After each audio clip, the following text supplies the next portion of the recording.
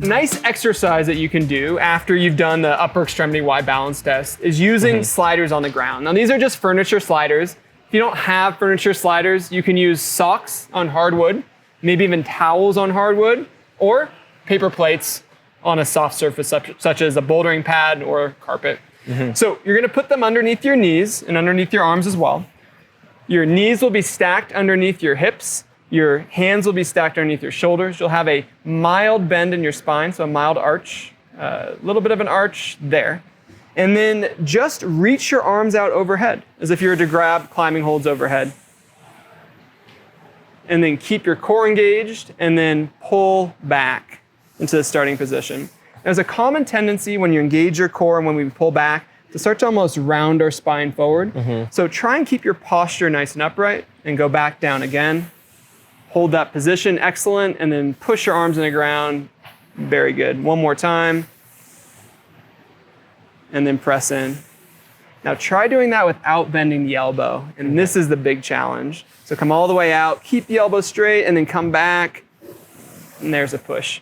So to advance this now, you can come up into a push-up position, so bring your arms all the way out, bring your elbows in line with your shoulder a little bit, and then reach out your right arm and do mini circles clockwise and counterclockwise while you're putting a lot of work and stability into this left side.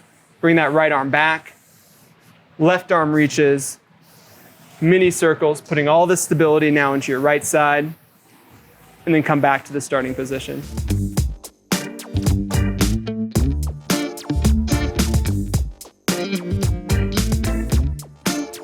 All right, so now we're gonna step it up a little bit. And instead of using sliders on the ground, let's use rings. And these are the same rings you train with. Yeah, this is the rings I use a few times a week. All right, so let's see what you do. Okay. So the first one, let's go for exercise number 1. All right.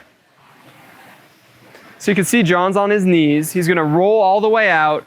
He's gonna get full extension and then come back. As he's coming back, he's making sure to keep his chest tall, so trying not to hunch forward. So pull back, keep a tall chest. Excellent. And Jon, what are some tips that you have with the technique for this exercise? The most important part for this, when I'm teaching someone else, is to not let your lower back sag forward, to engage your core throughout the whole exercise, front and back. Nice. So that's basically the most important thing. And so it sounds like when they're right at the end position, that's where they may start arching the back. Yeah, so that's where the position is most stressful, so the weakness kind of appears then. Okay, so now let's do exercise number 2. Okay. So with this exercise, he's on his knees as well to decrease the demand. He's gonna go up into a push-up position, and he's gonna reach one arm all the way overhead and then bring it back. Drop down and go on the opposite side. One arm drops, the other overhead. Now, Jon, with this exercise, what are some tips that you give? The tips that are most important for me is that I try to make it one fluid motion. So it's not a 2-part exercise, as in you're not pushing down and then reaching out.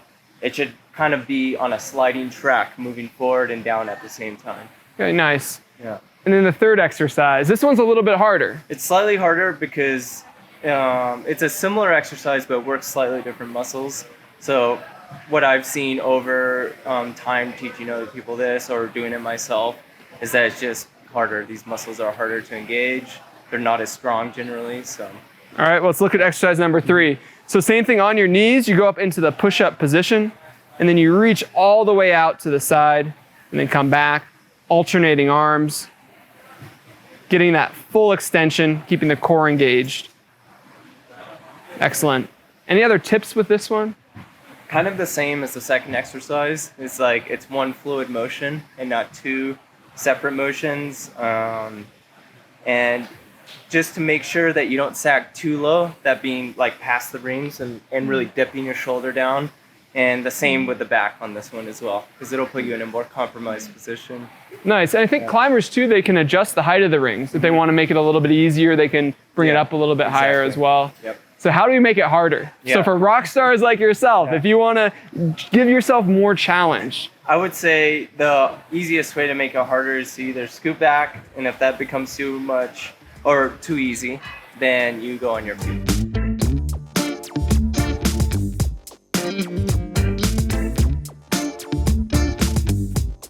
So typically, I find a position, and the ideal position for me is I can measure it by like going out, and if I'm in like a basic plank position, right? So my arms are parallel to each other. They're not moving forward or back based on where the rings are positioned on the wall. Got it. So you're in a nice plank. Your wrists are right underneath your shoulders. Yeah, exactly. Okay.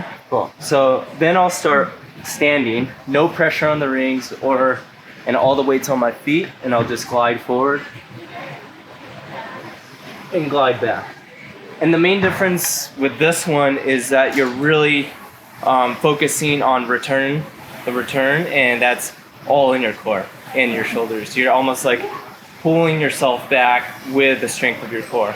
Yeah, you can see that. Yeah. Tough to do. It is quite hard, yeah, for sure. All right, exercise number 2. So exercise number 2, same position. Legs could go slightly wider. That's just to help mitigate balance and stuff. Mm-hmm. You go out to the position, resting position, we could call it, and then